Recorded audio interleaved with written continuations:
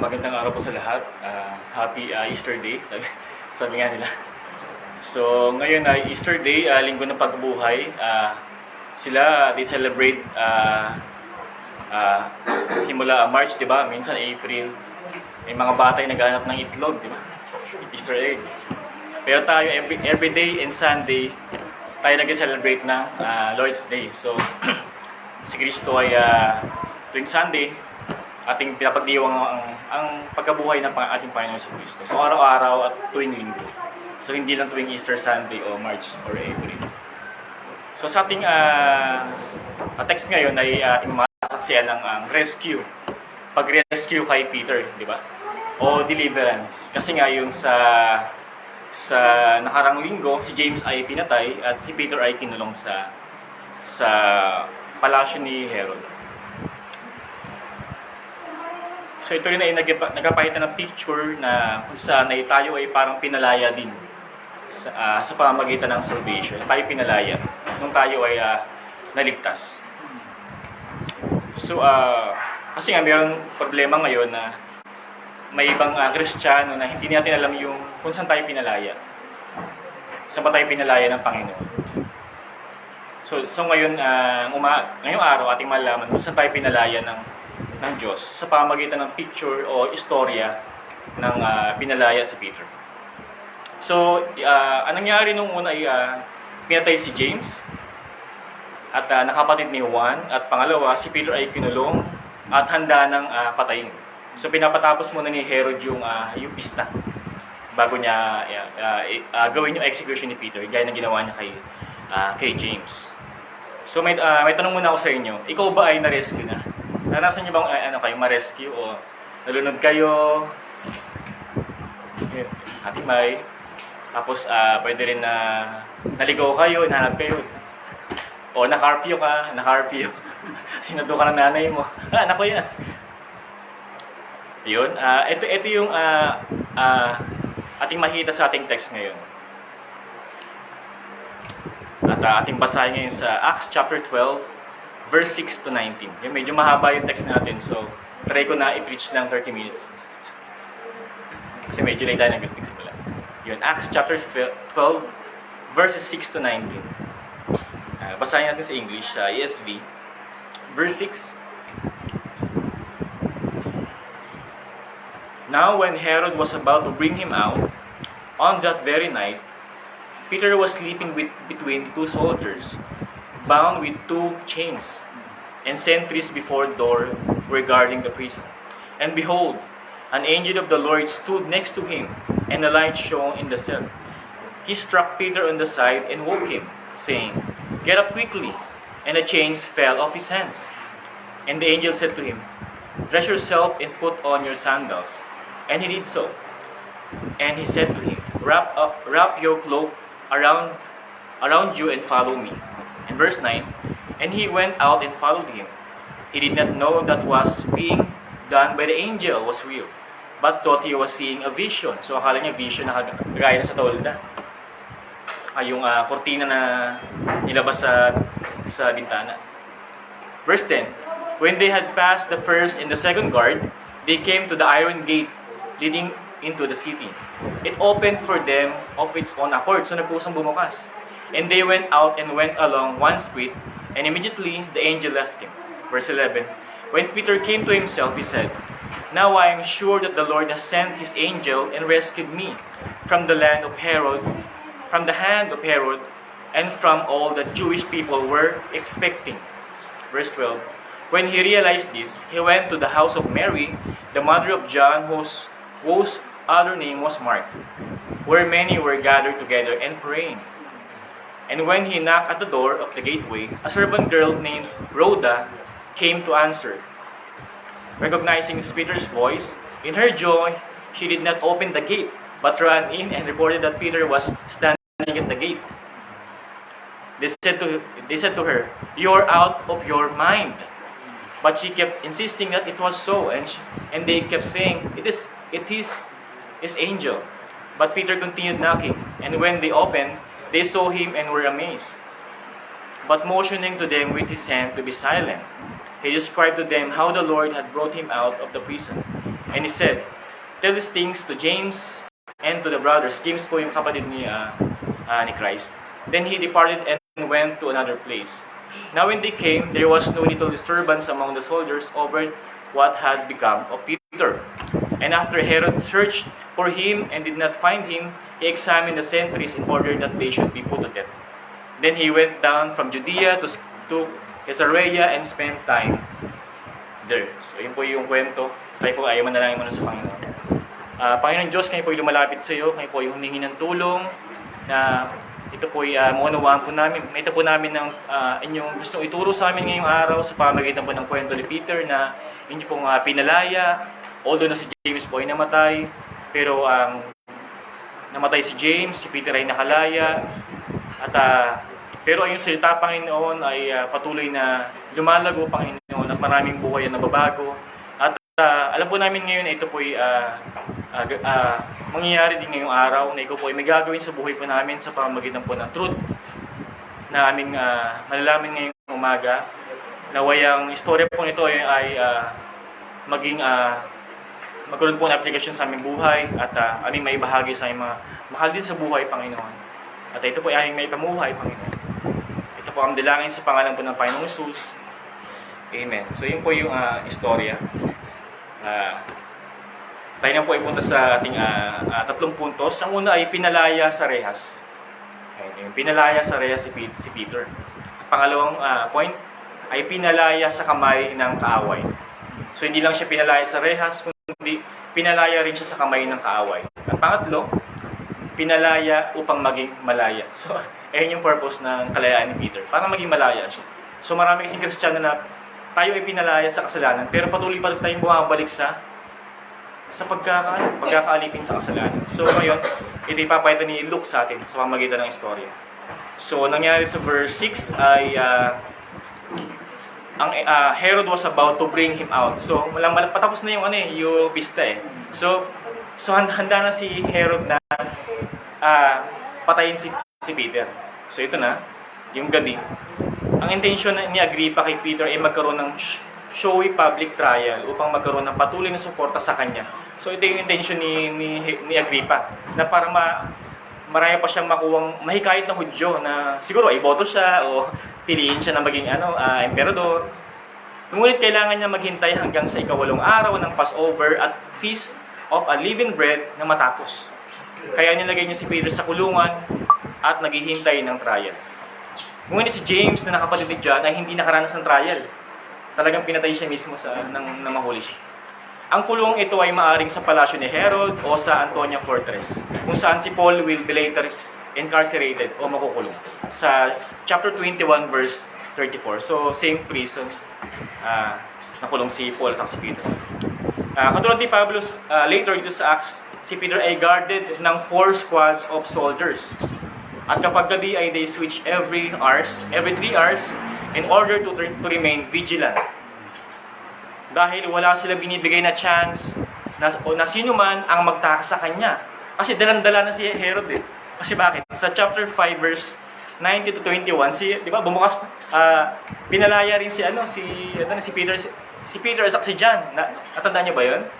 Yung bumukas yung pinto. Habang ito ay nangyari, ang simbahan ay grieving over James. Sila ay earnestly praying, gaya ng preaching na kanan, di ba? Sila yung mataimtim na nalangin kay James. Pero namatay si James. At ngayon, si Peter naman, pinapanalangin naman nila si Peter na i-spare si Peter sa kamay ni Herod. Walang idea kung paano literally God will answer their prayer. At ito ang ating mga saksiyan sa ating talata ngayon umaga. At sa verse 7 to 10, ang nangyari dyan ay biglang napuno ng liwanag. Nagkaroon ng liwanag. Ito yung nangyari ng siguro ay madaling araw. Na napansin lamang ni Pedro. Na si Pedro nakita ng liwanag gaya ni Paul sa road to Damascus. Na ito ay nakakasilaw na liwanag, nakapareho sa daan nga sa Damascus. Na parang ito ay shikay na glory na ang nakita ni Pedro na lumitaw sa selda. At ang nakakita lamang ay yung mga pinili ng Diyos. Kasi kung nakita ng mga sundalo, malaman nilang matatakas si Pedro. Pero ito natin na si Pedro lang ang nakikita ng liwanag at ng anghel. Binabanggit sa Hebreo chapter 1 verse 3 na si Jesus bilang ang ningning ng kaluwalhatian ng Diyos. At iyon ang nakikita natin dito. Ang anghel ng Panginoon ay biglang lumitaw at ang presensya ng kaluwalhatian ng Panginoon ay damang-dama ni Pedro. Nabagaman na siya nalilito. Ano ba to? Vision ba to o totoo? So hindi malaman yung ano, kaya nga yung na-realize niya na totoo yun, yung paglabas niya sa Iron Gate. Sa first gate, second gate, akala niya siguro ano to, vision din. Pero yung paglabas niya sa Iron Gate, kusang bumukas, ano to, ito yung reality. Talaga pinalaya ako ng anghel.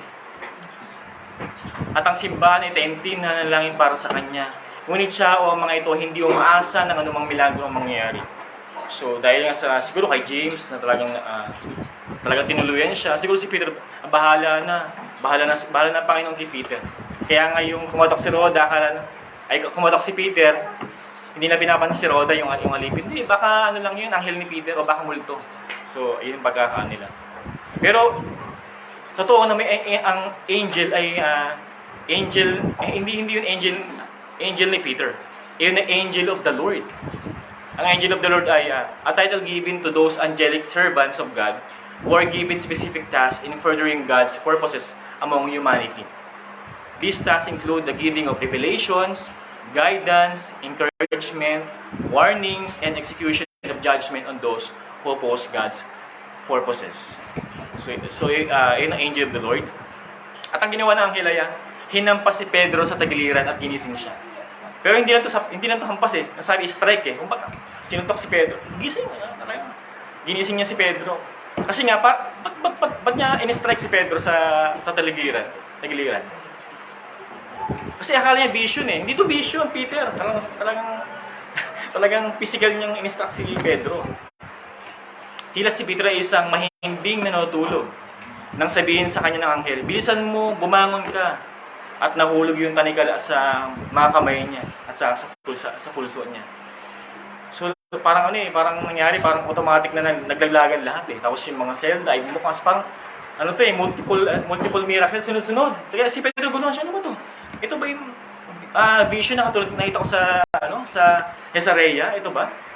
Kasi sunod-sunod, multiple miracles Ang mga bantay na sinanay na huwag matulog ay malinaw na pinatulog ng Diyos. So yung mga gwardiya na malakas magkape, talagang ang himbing matulog nila. Wala. Diba? Ano yun 4 squad of soldiers means tiga-apat yun. So 16. Ang dami yun. Meron pa sa labas na sentries. Lahat yun ay pinatulog ng Panginoon. So walang nakakita sa anghel o sa liwanag o kay Pedro na lumabas o sa ingay ng selda na bumukas ng pusa. Ito ay para itong isang pelikulang rescue na gaya ng Saving Private Ryan, di ba? Talagang gagawin nila lahat para ma-save yung si Peter. Pero dito, effortless, di ba? Wala nangyaring baril, wala nangyaring kaguluhan. Talagang napaka-smooth Parang lahat diretso lang sila doon. Isot mo yung damit mo, lalabas tayo. So walang nangyaring aberya. Napaka-smooth. Pero mga kapatid, hindi ka man nakakulong sa rehas, gaya ng ating point ngayon. Di ba? Tayo ay nakakulong sa panuntunan ng mundong ito. So, nakatanikala at desperado. So, si Peter desperado, hinintay niya na yung kamatayan niya ron Grabe, ang daming bantayin niya. So, handa na siyang mamatay. So tayo din, ay ganoon din. Tayo ay pinalaya sa rehas. Wala. Sabi mo, Kuya Chad, anong point mo? Sabi, ang layo naman. Si Peter ay pinalaya sa rehas, pero ang gusto ko lang i-point hindi man tayo pinalaya sa literal na rehas, ngunit ang istorya na ito ni Luke ay pinapakita ang totohanan na ang Diyos ay Diyos ng kalayaan. Diyos ng kalayaan. Ang Kristiyano po ang pinakamalayang tao sa buong mundo. Tayo po ay pinakamalayang tao sa buong mundo. Hindi malaya na gawin lahat yung free to sin. Hindi Tayo ay malaya na gawin yung kalooban ng Diyos, di ba? Hindi lang si Peter ang nakalaya physically, but also spiritually. Di ba alam niyo na ugali ni Peter, di ba? Mabago-bago siya. Siguro habang pinabayaan ng Panginoon. Siguro, sabi ni Peter, upang ipagpatuloy ang ministry niya, physically and spiritually. So tayo din, physically and spiritually, pinalaya tayo ng Panginoon. Sabi nga sa 1689, chapter 21, ang kalayaan ng Kristiyano at kalayaan ng Budi. At sunod sa chapter 22, ang banal na pagsamba at ang araw ng Panginoon. Ba't ganun? Mas nauna pa yung Christian liberty. Ibig sabihin, malaya na tayong sumamba sa Panginoon. Kaya inuna ng 1689 yung kalayaan ng mga Kristiyano. So, ibig sabihin, enjoy natin yung pagsamba sa Panginoon. Kasi ibang bansa, napaka-stricto, di ba? Alam niyo naman, sa China o sa ibang bansa, North Korea, bawal talaga yung o banggitin man lang yung pangalan ng Panginoon sa Kristo. So, enjoyin po natin ang kalayaan natin na sambahin ng Panginoon. Hindi lang tuwing Easter Sunday, kundi every day. Pinalaya tayo sa rehas ng mundo, spiritual and physically, para i-enjoy ang Christian liberty. Nasabi nga sa John chapter 8, verse 36, John chapter 8, verse 36, "So if the Son sets you free, you will be free indeed." So, ganito yung ginawa niya sa picture ng pagkapalaya niya kay Peter. Tayo ay pinalaya ng Panginoon, walang ka-effort. Diba? Hindi niya kailangan ng effort mo. Sino ba nag-effort sa kalayaan? Ang Panginoon sa Kristo. Diba? Siya lang nag-effort para tayo ay makalaya.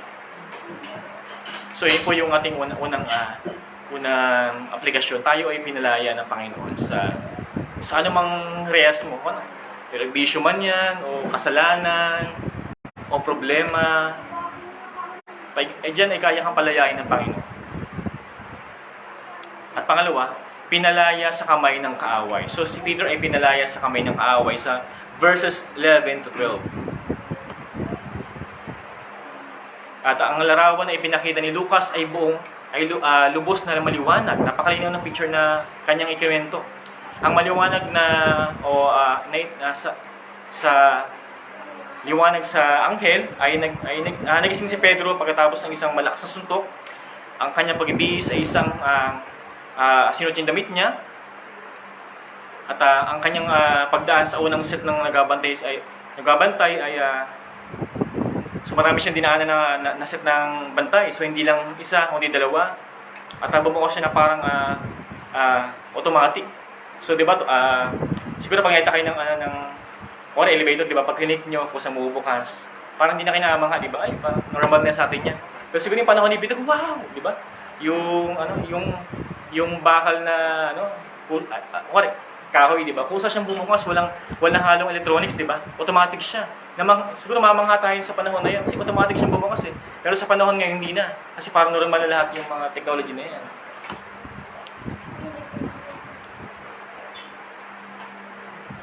So yung nasa isip ni Peter nga na ito'y parang isang pangitahing lamang. At ang lahat ng ito'y ginawa ng Panginoon sa pamamagitan ng anghel. Si Peter ay halos wala sa sarili at nabigla. At pagkatapos niya ng daanan yung iron gate patungo sa lungsod at iniwan siya ng anghel sa labas ng bilangguan na pagkaraan ng isang bloke at dito ay nagising si Peter. He realized, he understand. Ang bawat akbang, lahat ng nangyayari ay isang himalang ipinadala mula sa Panginoon. Ito ay hindi isang mahimalang hindi lang isang mahimalang pagtakas. Ito ay isang buong serye ng mahimalang kaganapan na nagbibigay daan sa kanyang pagtakas. Ito ay isang dosenang himala na sunod-sunod. Kaya nang sinabi ko kanina.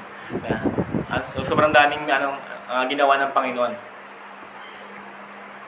So si Peter ay came to himself or he realized which means understand, naunawaan niya yung nangyari. So hindi lang siya nalipungatan sa pagising ng anghel. Nang sa wakas ay kontrolado na niya ang kanyang pandama sa verse 12, chapter 12 verse 11. Sinabi niya sa kanyang sarili, ngayon alam ko nang walang pag-alinlangan ang Panginoon ang nagpadala ng kanyang anghel at ligtas ako. So na-realize ni Peter yun. Ang totoong sitwasyon ay sa wakas tumama sa kanya na siya ay niligtas ng Panginoon sa pangalawang pagkakataon. Sa chapter 5 at sa chapter 12. At sa pagkakataong ito ay dobleng pagliligtas. Una, sa kamay ni Herodes. Pangalawa, sa kamay ng mga Hudyo na nag-expect na siya ipatayin. So yung mga kababayan niyang Hudyo ay na-expect na siya ipatayin. Gagaya ng kay Jesus Christ, di ba? Talagang in-expect nila siya ipako sa krus. Napakasakit malaman na ang pinuno ng bayan at mga mamayan ay nagkaisa na ikaw ay patayin. So napakasakit. Yung mayor at yung mga kabayan mo ay nagkaisang ipapatay ka. Ngunit ito ay naranasan ni Pedro kasama si Jesus. So Jewish people were expecting, ibig sabihin na expecting ay sense na fearful expectation. So talagang inaasahan nila na ipapatay si Pedro. At ang ma-realize ni Pedro na totoo ang lahat ay siya ay pumunta agad sa bahay ni Mary. So si Mary, itong Mary ito hindi yung mother ni Christ, ito ay mother ni John Mark. Siya ay may-ari ng simbahan, bahay na simbahan ba? Church house sa Jerusalem. So siguro maaari yun. Siguro maaari diyan sila yung nag-iuna yung sa yung nagmi-meet sila diyan. At si John Mark ay pinsan ni Barnabas na elder. At siya nakasama rin ni Paul. So nagkaroon sila medyo misunderstanding kasi medyo bata pa si Mark, medyo pasabay pa siguro. Nagkaiwalay sa rin ni Paul, pero naman sila, nagkasundo rin sa sharing author ng Gospel of Mark. At pagkarating ni Peter sa bahay ni Mary, natagpuan niya yung many were gathered together and pray. So sila ay nananalangin. At ang ibig sabihin nito ay God has promised to answer prayer for personal and corporate needs and for the needs of others. So ayun yung pwedeng panalangin ay personal at corporate. So nanalangin sila ng sama-sama. Gather together means to a group or to be or become assembled as a group or become group together. At ang word na praying ay lumabas sa Book of Acts ng 35 times and in 34 verses. So napakalaga ng praying sa simbahan. So hindi ko na ipaliwanag yung kalagahan ng prayer kasi napakalaga niya talaga sa simbahan. Una sa paglago ng simbahan, sa pagpili ng mga leaders, during persecution, maging sa teaching ng mga apostol, laging nakakabit yung prayer.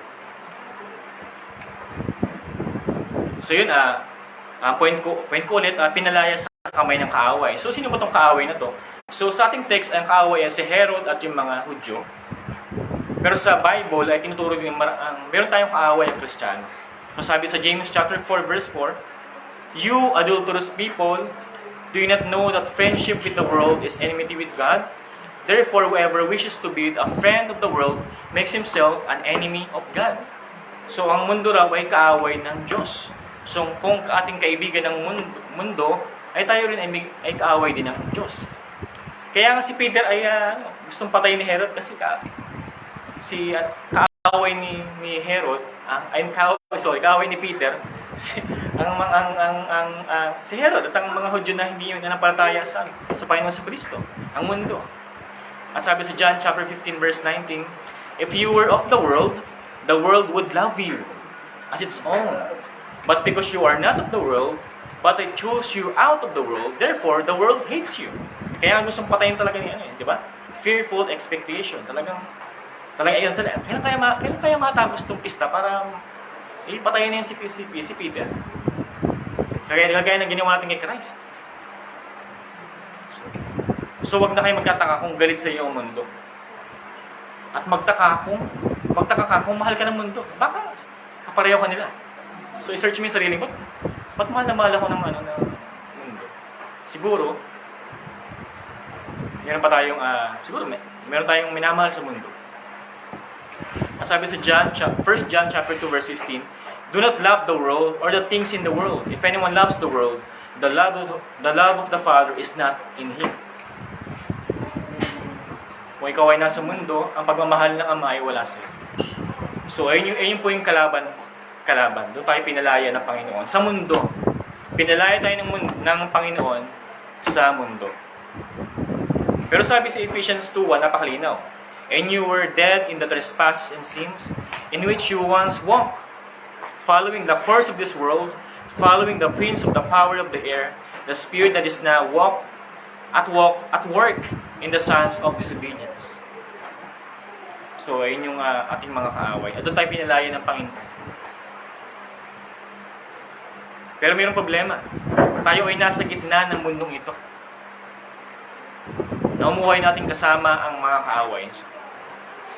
Tayo nasa mundo. Ang Kristiyano ay nasa mundo. Kaya napakahirap na mamuhay ang Kristiyano. Pero sa tulong ng Panginoon, sa pananalangin, ay gumagaan ang buhay ng Kristiyano. Kaya sabihin nyo, saan ang pinalaya ng Panginoon, Kuya Chad? Pero, i-admit mo. Diba? Sabihin mo na, i-admit mo na lang, pinalaya ka, diba, ng Panginoon. Wala ka man bisyo niyan, wala ka man ano. Pero pinalaya ka ng Panginoon sa kasalanan. Wala ka man kaaway, gaya ni Peter. Hindi ka man nakaranas ng ano. Pero pinalaya ka niya sa kasalanan at sa mundong ito. So, yun po yung gusto kong i-point ngayon, na hindi lang kung saan tayo pinalaya ng Panginoon.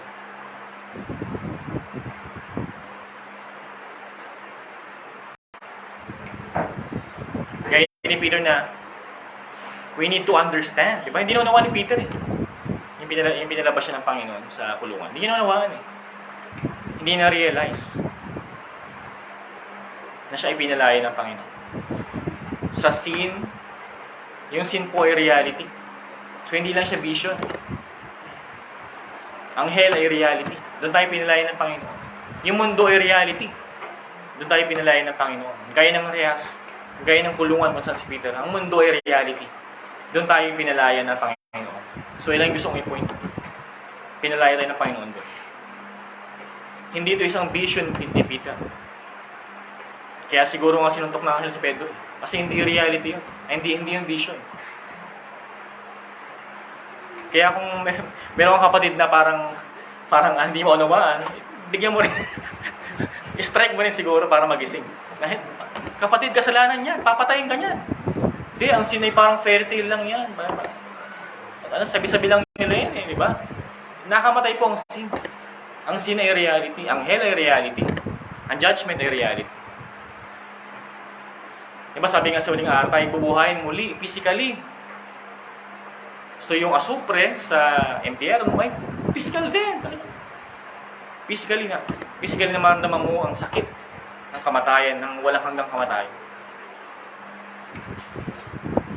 Pinalaya ka na sa rehas ng mundo, sa kaaway sa mundo, nang ikaw ay maging Kristiyano. Lahat po pinalaya ka.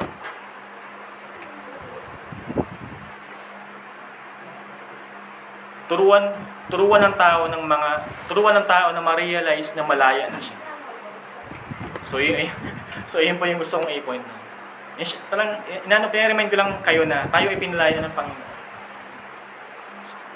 So sabihin mo, paano po yung sin niya nagawa ko pa rin?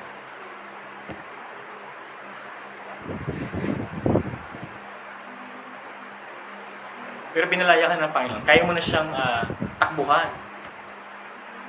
Kaya mo na siyang tanggihan. Kasi mas gusto mo na yung grace ng Panginoon. So, yun po yung pangalawa. Tayo pinalaya sa kaaway, sa kamay ng kaaway, o sa mundo.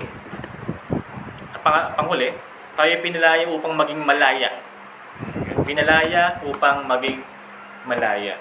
So, ito po yung ating panghuling punto sa verses 13 to 19. So, anong nangyari dyan na kumatok si Pedro at pinagbuksan ni Rhoda. Si Rhoda ay a servant in the house of Mary, the mother of John Mark, who left Peter waiting outside. So, sobrang saya ni Rhoda, hindi niya napabuksan si Peter. Kasi nga, nanalangin silang time team. Panginoon, maawa po kayo kay Pedro. Tapos sa sobrang saya niya, hindi niya napabuksan si Peter. At tuwang-tuwa si Rhoda dahil na-spare si Peter at kinasihan ng Panginoon ang panalangin nila. Sila ay pinahinggan ng Panginoon. Nireport niya agad sa mga disipulo na sobrang tuwang-tuwa ay nakalimutan buksan ng pinto o yung gate. At sabi nila, nawawala raw sa sarili si Rhoda. dahil ina-expect nila na wala na rin si Pedro. So nakakalungkot yan, di ba? The Jews expecting Peter to be killed at yung mga disciple na nalangin, ito, Panginoon, tanggap na namin na mamatay si Pedro. Kaya nga, hindi sila naniwala kay Rhoda eh. At si Rhoda, sobrang pag-alala, ay nawala na sa sarili yung dahil nga sa kumakatok si Peter. At ang anghel lang daw ito ni Pedro. So parang guardian angel. Ay guardian angel lang ni Pedro. Pero ito ba yung guardian angel ni Pedro? Kasi yung mga Jewish ay iniwala sa guardian angel na ang mga tao daw ay mayroon siyang each person ay may angel. Iniwala yung mga Jewish tradition. Ang sabi nila kay Rhoda ay you are out of your mind. Ito ay euphemism. Ibig sabihin, indirect word or expression substituted for one considering to be harsh. So napaka-harsh naman nila. Sabi, wala kang sarili mo. Ang sabi nila, it is his angel.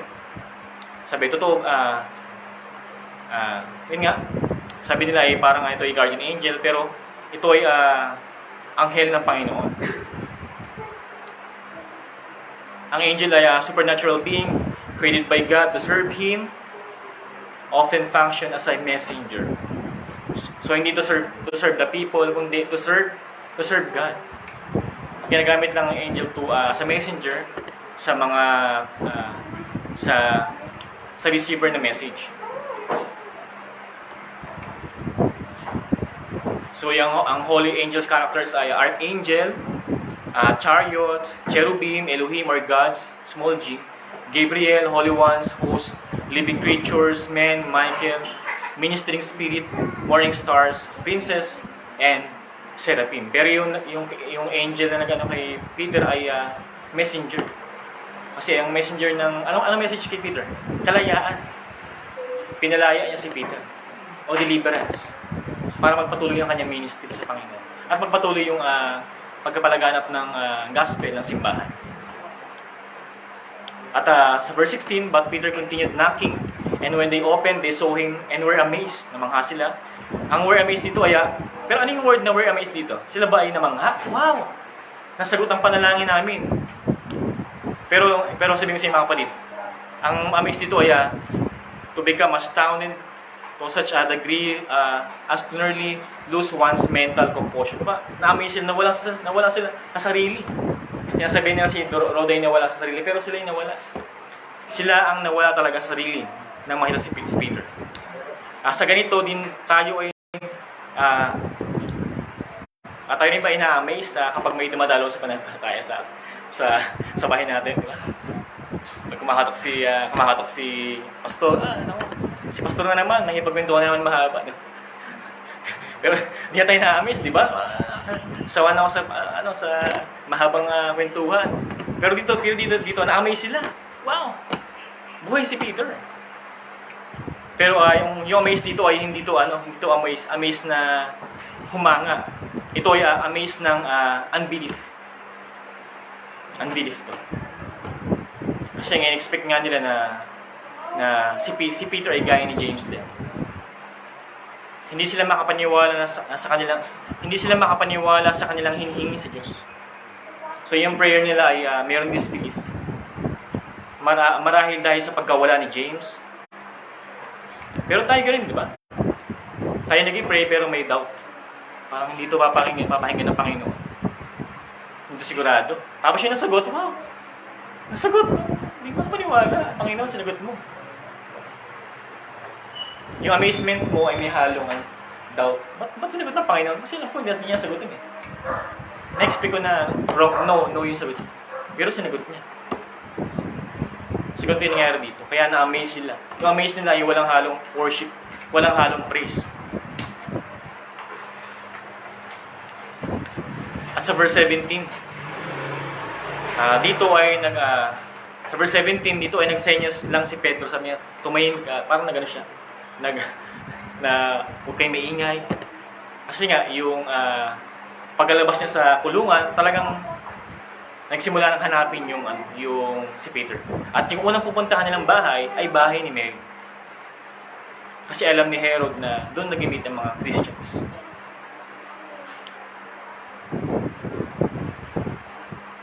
At kwento ni Pedro kung paano siya pinalaya ng Panginoon. At sabi niya, tell James. So ito yung James na to ay hindi yung James na namatay. Ito yung James na kapatid na Panginoong Jesus. Si James the Just. Sa Galatians chapter 1 verse 19, But I saw none of the other apostles except James the Lord's brother. At sabi niya, hindi lang kay James, pati sa iba pang kapatid. O ibig sabihin yung iba pang apostol. At umalis si Pedro at pumunta sa ibang lugar. So hindi nasabi kung saan lugar pumunta si Pedro. Dahil nga delikado na sa Jerusalem. Delikado na ang buhay niya sa Jerusalem. At dumating na yung araw. Ito na yung araw ng execution ni Peter. Verse 18. Now when they came, ito na yun. Tapos na yung pista. Handa na yung lugar kung saan papatayin si Peter. Pero wala si Peter. Andun lang yung 14 soldiers lang. So, pero wala nangyari naman disturbance daw. Walang gulo, ngunit hindi mahanap ni Herod si Peter. Yung 16 soldiers ang pinatay. Dahil sa custom nila, pero walang nilalabag si Herod dito. Pinatay niya yung 16 soldiers. Kasi custom nila to eh. Ito Justinian code na kapag nakatakas yung preso, mapapatay na yung bantay. Nasa code nila yan. At sa pamagitan ng beating, scourging, crucifixion, or beheading. So ganito yung ginawa nila. Guys, sa Acts chapter 16. At ayun yung mga sentries.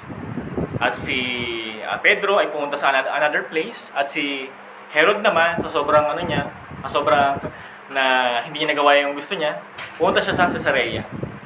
At nag-spend siya ng ilang panahon doon. At alam natin sa next verses, doon siya mamamatay.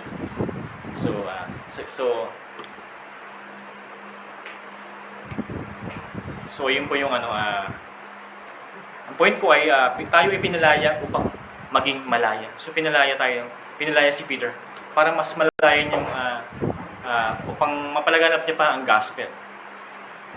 So hindi tayo yung gaya ng elepante na simula ng pagkabata pa ay tinali sa puno at yung lumaki siya kahit wala na yung tali ay parang akala niya nandun pa rin yung kadena niya. So hindi tayo ganoon. Tayo ay pinalaya na ng Panginoon. Na meron tayong parang yung preso pag pinalaya na meron tayong paper na tayo ay wala ng kaso. Gaya ng sabi ng Anghel, gird up your loins.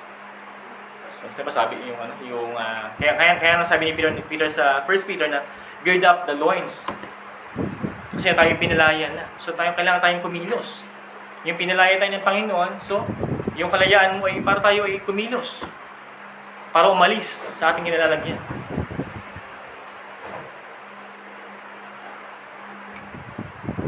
This Lord's Day, we celebrate freedom through the resurrection. Tayo ay pinalaya ng Panginoon sa pamamagitan ng kanyang resurrection. Pinalaya ka upang maging malaya. Ito ang bunga ng salita ng Diyos. Ang freedom.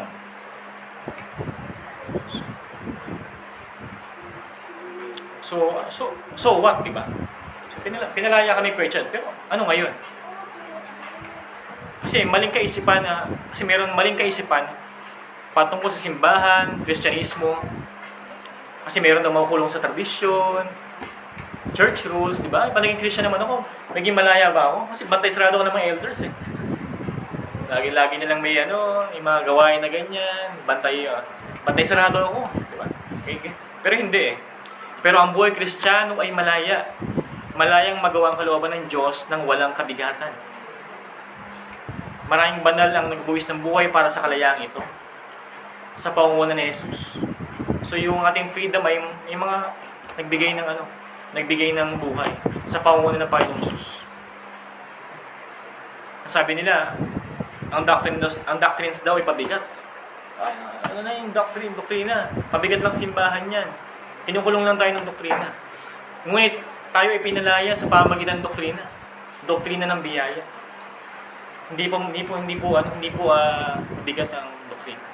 Tayo pinalaya sa pamagitan ng apostles' teaching. At hindi tayo magugulat gaya ng mga disipulo na nag-pray.